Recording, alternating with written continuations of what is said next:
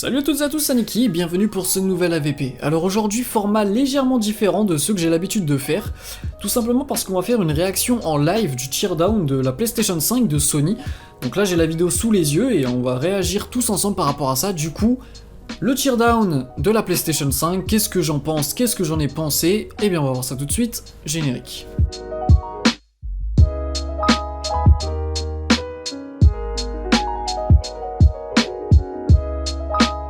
Chose qu'il faut préciser, je ne parle pas japonais donc je vais couper le son pendant que je regarde. De toute façon le son est pas spécialement important. Le plus important c'est vraiment l'aspect de la PlayStation 5 et qu'est-ce qu'il y a à l'intérieur, c'est ce qui nous intéresse le plus. Ce qu'il faut savoir c'est que j'ai envie de faire une vidéo sur la PlayStation 5 exclusivement depuis vraiment un long moment, mais Sony ne font strictement aucune annonce sur la PlayStation 5, genre il y a que des mauvaises annonces. Du coup, bah, c'est legit pas intéressant d'en parler. Genre, j'ai strictement rien à dire sur la PS5 vu que Sony n'en parle pas eux-mêmes. J'ai l'impression qu'il y a vraiment plus de communication auprès des fans de chez Sony plutôt que chez Sony eux-mêmes. Il y a quand même un sacré problème. Mais bref, chose que je trouve vraiment bien déjà, c'est le fait que la PlayStation 5 utilise un port USB Type C. Ça, la Xbox Series X, bah, elle en a pas. Et du coup, voilà, pas grand-chose d'intéressant à dire par rapport à ça. C'est juste que je trouve cool que la PS5 ait un port USB Type C.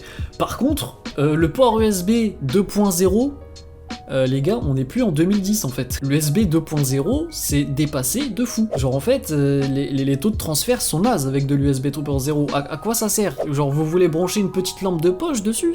J'ai pas trop compris le principe, parce que au final, on se retrouve qu'avec deux ports USB 3.1 ou 3.2, je suis pas sûr. Franchement, bah, c'est pas énorme. c'est vraiment très peu. Deux ports USB, bon, pour une console, ça va, ça peut suffire, mais ça limite quand même le champ des possibles, on va dire. La Series X, elle a 3 ports USB 3.2, normalement, si je dis pas de bêtises, ou 3.1, encore une fois, je sais pas trop. Et du coup, certes, elle a pas d'USB Type C, mais au moins, elle est à la page côté port USB sur les versions. Mais bref, ça, c'est pas le plus important, hein. Ce qui nous intéresse, nous, c'est plutôt le côté hardware de la PlayStation 5. Par contre, ça, c'est le passage qui me fait un peu peur à chaque fois.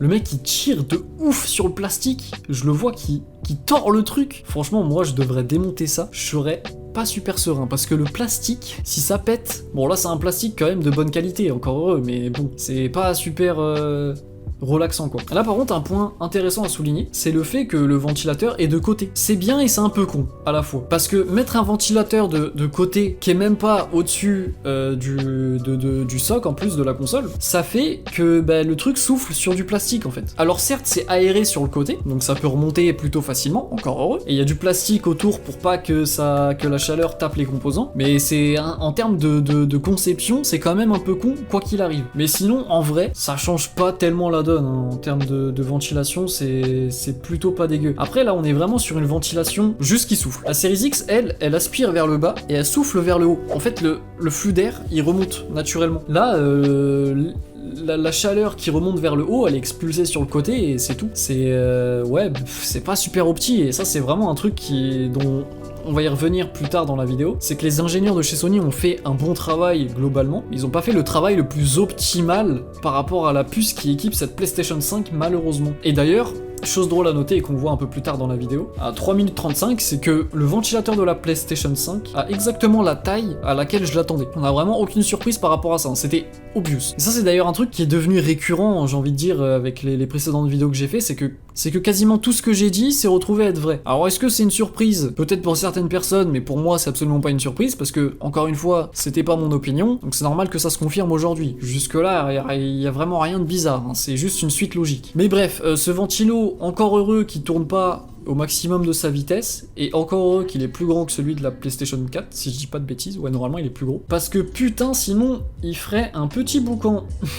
Là il commence à démonter le dessus de la console, enfin le dessus, le côté gauche, et déjà ce que je remarque, ça a l'air beaucoup plus facile à démonter qu'une PS4. Premier point intéressant, du coup là il est en train de débrancher la carte Wi-Fi, et ça c'est un vrai bon point pour la PlayStation 5, parce que la Series X ne sera pas équipée d'une carte compatible Wi-Fi 6, elle sera sur du Wi-Fi 5 classique entre guillemets, j'ai envie de dire. Et ça franchement, en vrai, faut pas se mentir, la PS5 qui utilise du Wi-Fi 6, c'est une bonne chose. Le Wi-Fi 6 c'est vraiment une très bonne avancée technologique concernant le Wi-Fi. Ça va permettre une connexion beaucoup plus stable et avec des meilleurs débits, si je dis pas de bêtises, je suis pas sûr. Je me suis pas trop penché sur le sujet, mais globalement ça fait un très bon travail et je trouve ça dommage que la Series X n'utilise pas du Wi-Fi 6. Faut juste se mettre à la page technologiquement parlant, c'est un peu dommage. Après il y a toujours le le fameux câble Ethernet, un classique. Donc là, il retourne la petite carte mère. Et hop, qu'est-ce qu'on voit? Le fameux SoC de la PS5. Donc SoC, pour rappel, c'est le GPU plus le CPU de la console. Là, je sais pas pourquoi il nous le désigne avec... Ok. Parce que là, c'est strictement la même puce, mais il nous montre d'abord, regardez, ça c'est le CPU. Et ensuite, regardez, ça c'est le GPU, mais c'est strictement la même puce en fait. Pourquoi tu n'as pas écrit SoC AMD RDNA2 base Z, genre bref, je sais pas qui a fait le montage, mais c'est un peu perdu. La puce en vrai est vraiment belle, enfin vraiment belle. Voilà quoi, c'est une puce. Mais elle est stylée. D'ailleurs, sur la carte, sur le côté, normalement, on devrait voir les VRM, voilà, sur le côté. Et les condensateurs. Alors, les VRM, qu'est-ce que c'est? C'est extrêmement important, et là, j'en vois pas beaucoup, ce qui n'est pas une bonne nouvelle pour la carte mère de la PS5. J'aimerais bien voir la gueule de la Series X au niveau de ces VRM, parce que je m'en souviens plus trop. En gros, les VRM, c'est les petits carrés gris, là, qu'il y a sur la vidéo, et c'est eux qui font transiter, entre guillemets, l'énergie qui est envoyée par l'alimentation vers le socle de la console, du coup. C'est un peu compliqué à expliquer, mais...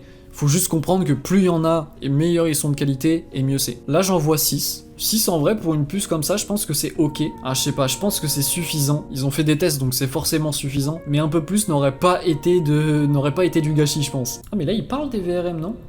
Vu qu'il est pointe du doigt. Je comprends pas le japonais. Je peux pas ça. Les VRM, on en parle pas tellement en vrai. Alors que c'est vraiment quelque chose de super important. Des bons VRM sur une carte mère, ça va vraiment faire une grosse différence, parce que moins ces trucs chauffent, plus les fréquences de votre CPU sont stables et potentiellement élevées. Donc si vous achetez une carte mère de merde avec un excellent processeur, bah il va être très vite très limité. Donc là on a les 16 Go en GDDR6 de la console qui sont agencés tout autour du SoC à l'arrière de la carte mère, bizarrement. Je les aurais vus à l'avant. À côté on a les puces du SSD. Donc il y a quoi? Il y a 800 Go et quelques? Ou alors 600, ouais, je sais plus. Un truc comme ça, avec le contrôleur custom du SSD. Ça c'est un truc plutôt surprenant, mais le fait que le SSD, enfin que les puces du SSD soudées directement sur la carte mère, pourquoi pas? Mais c'est un peu contraignant si t'as un problème avec les puces, parce que là du coup c'est direct retour SAV, hein, et du coup c'est potentiellement pour cette raison que le SSD de chez Sony est aussi rapide entre guillemets, à des taux de transfert aussi élevés. C'est tout simplement parce que c'est directement soudé à la carte mère en fait. Donc ouais, bon choix, pourquoi pas, mais ça apporte quelques contraintes. Je suis pas totalement hype par cette nouvelle, pour être honnête. Et donc là il retourne la petite carte mère pour nous montrer le métal liquide. Aïe aïe aïe, ça c'est vraiment le seul choix que je ne comprends pas. En fait, j'aimerais bien avoir les tests des ingénieurs de chez Sony sous les yeux pour comprendre pourquoi ils ont fait ce choix. En fait, on se doute bien pourquoi ils ont fait ce choix. C'est que depuis la PS3, les consoles de chez Sony avaient des gros problèmes de gestion de chaleur. La PS4, c'était une horreur pas possible. Bref, c'était de la merde, disons les choses comme elles le sont. Et du coup, bah là, j'ai l'impression qu'ils ont un peu overreact pour cette PS5. Parce que comme dit dans mes précédentes vidéos, ils avaient pas besoin de mettre autant de solutions en avant pour refroidir la puce de cette console. Déjà, la puce en soi, elle est moins puissante que celle de la Series X. Donc naturellement, elle chauffe moins en fait. En plus de ça, il y a le système Smart Shift de AMD. Donc pourquoi foutre du métal liquide sur votre SoC alors que vous avez déjà deux choses qui vont dans le sens du on veut réduire au maximum la chaleur. En gros, gérer au mieux les émanations de chaleur de la console en fait. Et non, du coup, ils foutent du métal liquide dessus, je comprends pas. Surtout qu'ils ont un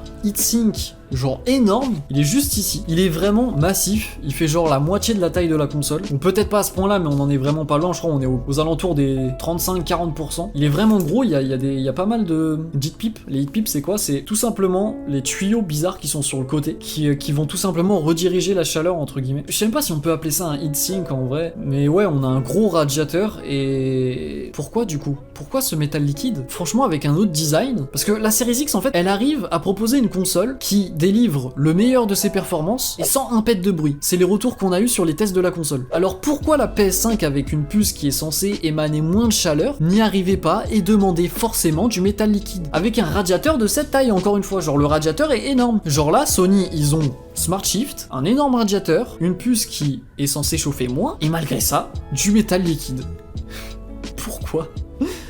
Parce que là, en fait, le métal liquide, c'est forcément la preuve, comme dit dans mes précédentes vidéos, qu'ils avaient des problèmes de gestion de chaleur. C'est évident, en fait. Sinon, ils n'auraient jamais utilisé du métal liquide. Le truc, c'est qu'ils auraient pas eu ces problèmes avec un design différent. Parce que là, soyons clairs, Le ventilateur qui est tout au-dessus de la console, il sert quasiment à rien. Forcément qu'il fait pas de bruit. Il y a du métal liquide et un putain de radiateur qui fait la moitié de la taille de la console. Tu m'étonnes que le ventilateur il fait pas de bruit. Le ventilateur il sert juste à expulser l'air chaud, c'est tout. Que dire? Que dire?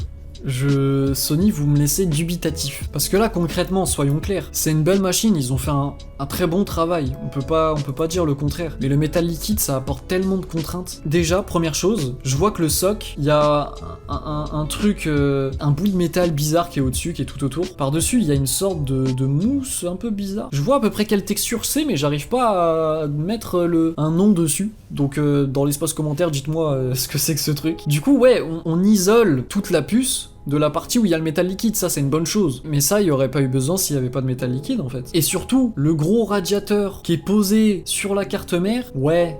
En fait, le radiateur il va faire quoi?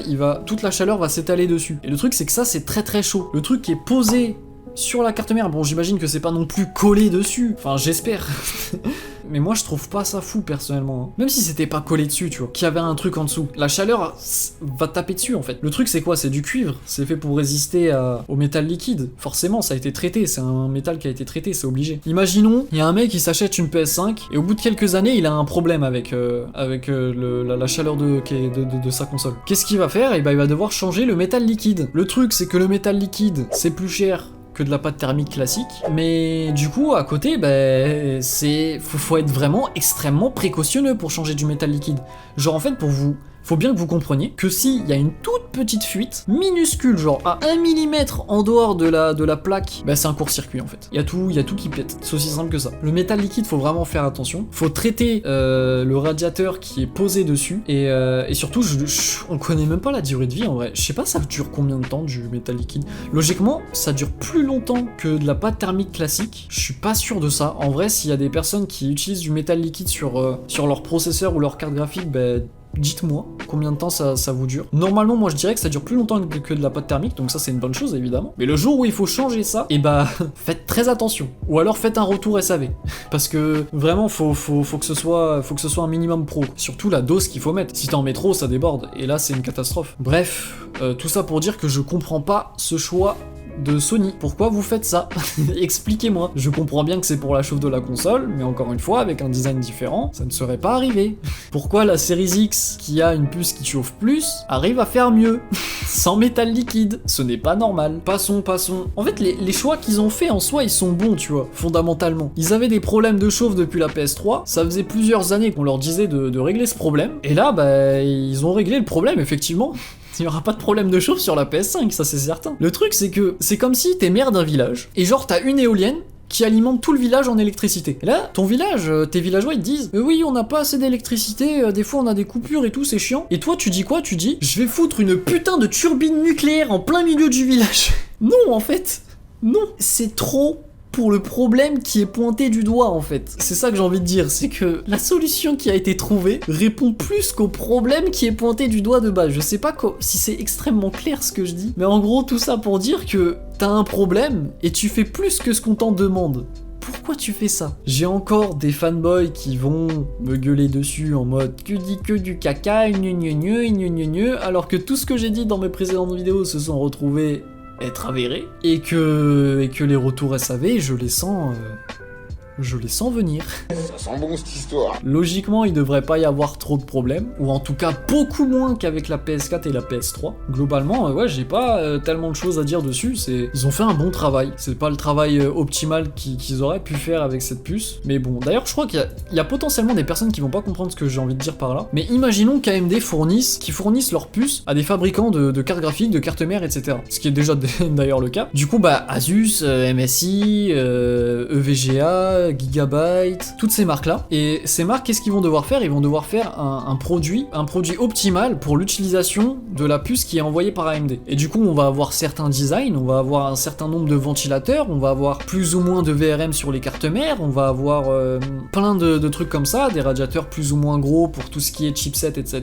Et là, la PS5, j'ai pas l'impression qu'elle utilise quelque chose d'optimal pour sa puce. Avec tous les problèmes qu'il y a eu sur la PS5 durant ces phases de test et de développement, franchement, on a toutes les preuves en main pour se dire oui, il y a eu des problèmes et la seule solution qui a été trouvée, en dehors de changer le putain de design de la console, ça a été l'utilisation de métal liquide. Mais what the fuck? Genre là, c'est comme si Asus, ils font une carte graphique avec des ventilos de merde qui sont minuscules et des tout petits heat pips sur un tout petit heat 5, le truc qui n'est pas efficace pour la gestion de la chaleur d'une carte graphique, tu vois. Et là, qu'est-ce qu'ils font? Ils font, bon, au lieu de changer les ventilateurs et le heatsink, qu'est-ce qu'on a fait? Eh ben, on a mis de métal liquide.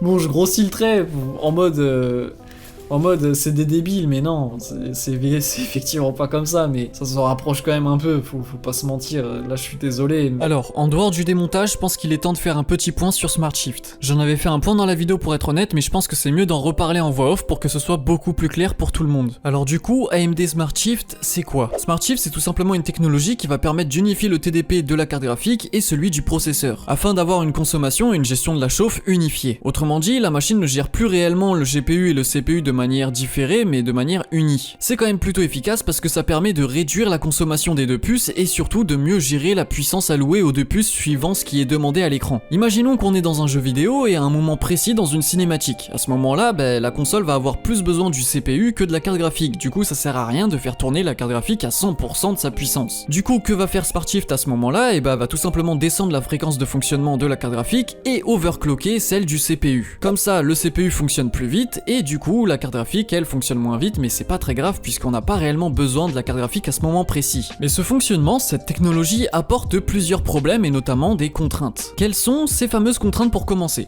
Déjà, il va falloir penser à l'architecture à l'avance puisque celle-ci doit fonctionner autour de Smart Shift et non pas avec. Il faut bien comprendre que Smart Shift est un élément central de l'architecture de la PS5. C'est un peu le cœur de la console, on va dire. Là où Microsoft, eux, vont plutôt fonctionner avec Xbox Velocity Architecture. Du coup, ça fait déjà une première contrainte pour les ingénieurs de chez Sony, mais ça a été plus ou moins passé. La deuxième contrainte, c'est surtout que ça va apporter des problèmes aux développeurs. Il est beaucoup plus facile de prévoir le comportement d'une console qui a une fréquence fixe plutôt qu'une console qui a une fréquence dynamique. Et surtout, les développeurs devront fonctionner eux aussi autour de Smart Shift et non pas avec la console. Bon, c'est peut-être un peu flou, mais c'est très compliqué à expliquer, du coup je vais pas trop rentrer dans les détails sur ce coup-ci. Tout ce qu'il faut garder en tête, c'est que c'est plus facile de coder du coup sur Series X que sur PS5. Maintenant, en dehors des contraintes, on a surtout des problèmes. Premièrement, on sait que le processeur de la PS5 ne pourra pas fonctionner au-dessus de 3,5 GHz, c'est son pic de fonctionnement. Donc la plupart du temps il va fonctionner en DK, mais ça c'est pas vraiment très grave. Ce qui est grave, c'est que le processeur de la PS5 fonctionnera beaucoup moins vite que celui de la Series X. Et quand on doit faire beaucoup de calculs d'IA,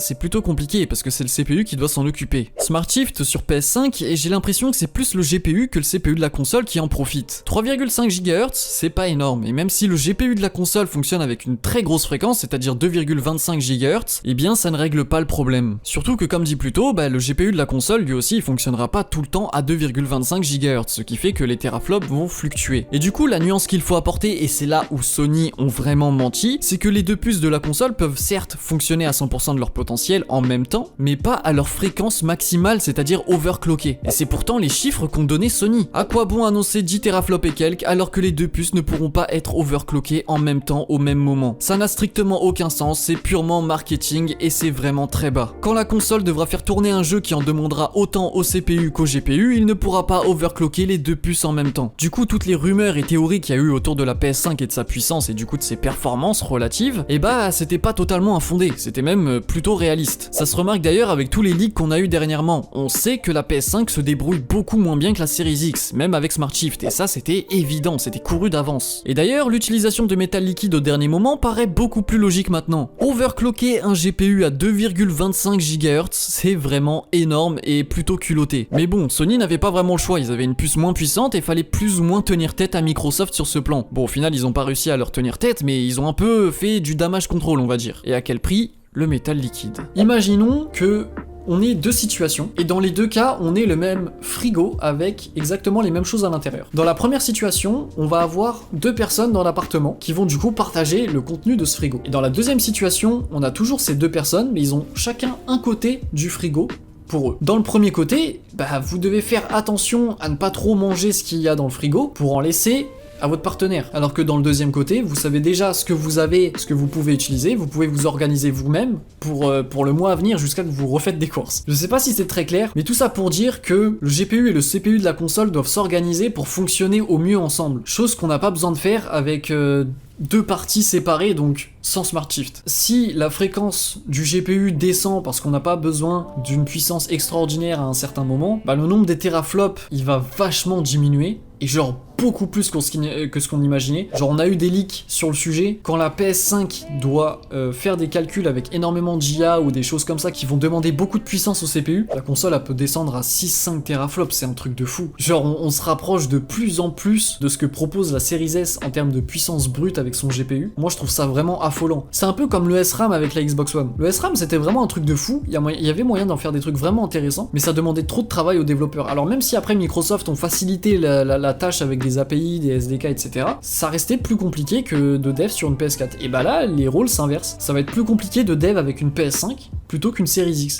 Parce que déjà la Series X a plus de patates de son côté, et en plus de ça, bah fréquence fixe comme dit plus tôt. Chose que Sony ne précise pas non plus, c'est que les performances de Smart Shift, ok elles sont meilleures en utilisation, mais en utilisation sur un PC portable. On n'a jamais utilisé Smart Shift en dehors d'un seul PC portable, c'est-à-dire le Dell G5, et en dehors de ça, bah on l'a jamais utilisé sur un autre type de machine. C'est bien beau de dire que Smart Shift ça apporte ci et ça sur PC portable, mais qu'est-ce que ça apporte sur PS5 du coup? On n'a pas eu de démonstration ou même de stats par rapport à ça. Parce que ok c'est bien beau de dire que sur PC portable il y a des baisses de perf, mais c'est tout à fait normal, le refroidissement n'est pas le même. Sur PC portable, on a du thermal throttling, c'est pour ça que AMD Smart Shift ça apporte un gain de perf, parce que ça permet de réguler la température. Évidemment de manière indirecte, mais ça apporte un gain de perf grâce à ça justement. En quoi, sur une machine fixe beaucoup plus grande et avec un meilleur refroidissement, AMD Smart Shift est censé être efficace. Et du coup, même par rapport au métal liquide, on en revient à ce que je disais plus tôt, pourquoi un aussi gros overclock? Parce que oui, le métal liquide, normalement, il n'est pas nécessaire sur PS5. Quand Asus veulent utiliser du métal liquide sur leur PC portable, c'est tout à fait normal, puisque comme dit plus tôt, on a du thermal throttling sur PC portable. Sur PS5, on n'est pas censé en avoir. Du coup, ça confirme absolument tout ce que je disais. Le design, on a un problème dessus, le métal liquide, c'était pas nécessaire, et l'overclock, c'était une titanesque connerie. Du coup, bien joué Sony. Et d'ailleurs, ce problème avec le CPU de la console, j'en avais parlé dans mes précédentes vidéos, c'est que, en vrai, le SSD de la PS5, il est certes... Enfin, il permet certes des taux de transfert plus rapides, mais c'est qui doit calculer tout ce qui doit aller dans le SSD? Et bah c'est le CPU. Et on sait même pas si le CPU de la PS5 est apte à utiliser du SMT, donc encore une fois une technique d'hyper-threading entre guillemets. Et en plus de ça, bah, la fréquence du CPU monte à maximum 3,5 GHz, ce qui est moins que la Series X encore une fois. Et le truc c'est que quand le SSD va en demander beaucoup au processeur, et bah il va être un peu dans la sauce, et le GPU de son côté, même s'il aura besoin de puissance, bah il pourra pas, parce qu'il y a le CPU qui va tout bouffer. C'est là le parallèle que je voulais expliquer tout à l'heure. La Series X, si le CPU doit bosser, il pourra bosser à 100% de ses capacités, même si le GPU de la console doit fonctionner à 100% aussi de son côté. Il n'y aura pas de souci par rapport à ça. La PS5, il y aura forcément des situations qui vont être très demandeurs côté CPU et côté GPU. On peut pas me dire non, c'est pas vrai, soyons pas hypocrites. Il y a forcément des moments où la PS5 et les jeux qu'elle va faire tourner vont demander énormément de puces. Le problème c'est qu'ils pourront pas fonctionner toutes les deux à 100% de leur puissance, ça c'est pas possible. Marc Cerny et tous les ingénieurs de chez Sony n'en ont pas parlé, à raison, parce que tout simplement, les deux puces de la console peuvent pas fonctionner toutes les deux à 100% de leur plein potentiel en même temps. Donc moi je reste convaincu que Smart Shift c'est une bonne chose et que les constructeurs devraient plus l'utiliser, mais pour une console en concurrence à la Series X en plus qui est quand même vachement plus puissante, qui est vachement plus opti côté logiciel, je trouve pas ça fou, je trouve pas ça incroyable, je pense que c'était pas le meilleur move. Alors certes ça apporte des avantages mais ça apporte aussi des contraintes, et sur cette génération c'est vraiment l'impression que me donne Sony en fait, c'est genre regardez, on met en avant des solutions mais ça apporte des contraintes. Un ingénieur normalement il est censé trouver des solutions, et s'il a fait son travail de manière optimale, y a pas de contraintes qui apparaissent derrière. Alors évidemment c'est facile à dire et c'est très dur à résoudre dans la réalité, mais c'est pas impossible, et la preuve, les ingénieurs de chez Microsoft, eux de leur côté, ils ont réussi le pari, avec une puce plus puissante encore une fois. Ensuite on a le traditionnel mesh shading et primitive shading. Non, les primitive shading, c'est pas une ancienne technologie ou je sais pas quoi, ça je m'étais trompé là-dessus et je le dis volontiers, on a très peu d'informations sur les primitive shaders aussi, c'est le problème. Même si le primitive shading c'est l'équivalent du mesh shading pour AMD par rapport à Nvidia, ça change pas le fait que les ingénieurs de chez Nvidia ont globalement un meilleur travail que ceux de chez AMD en fait. AMD c'est une marque que j'aime vraiment beaucoup depuis quelques années parce ils prennent vraiment que des bonnes décisions globalement. Ils proposent vraiment une très bonne concurrence par rapport à Nvidia et Intel, surtout avec leur prochaine architecture à RDNA 2. Mais le truc c'est qu'il faut pas se voiler la face. Globalement Nvidia c'est vraiment des monstres et toutes les technologies qu'ils proposent sont globalement meilleures que celles côté AMD. Genre par exemple on a le traditionnel G5 et Free 5, technologie par rapport à la fréquence de rafraîchissement de l'écran. G5 c'était certes une solution plus onéreuse mais bien meilleure que Free 5. Après on a aussi la solution logicielle GeForce Experience qui est largement meilleure que celle côté AMD qui s'appelle Adrenaline je crois. Et donc voilà, globalement c'est juste pour vous dire, pour vous montrer que Nvidia globalement ils vont proposer des meilleures technologies que ce que AMD propose. Donc Primitive Shading, certes, mais Microsoft de leur côté ils utilisent Mesh Shading et non, ce n'est pas la même chose. Et du coup il y aura un gap de perf comme dit dans mes précédentes vidéos. Je voulais apporter cette nuance parce que même si j'avais pas fondamentalement tort, eh ben j'avais pas raison sur un point, j'avais un peu écorché ce point-ci. Et du coup je voulais faire mon mea culpa dans cette vidéo au passage. Et donc bref, on va s'arrêter définitivement là-dessus. J'espère que cette vidéo vous aura plu, j'espère que je vous aurai éclairé sur certains points. Je me suis trouvé un peu fouillé, j'espère que ça n'aura pas été trop le cas, au pire je ferai quelques voix off pour éclairer certains points. Et quoi qu'il en soit, n'hésitez pas à partager et liker cette vidéo si elle vous a plu, à vous abonner à la chaîne si ce n'est pas déjà fait. Et en attendant une toute prochaine vidéo, je vous dis ciao tout le monde.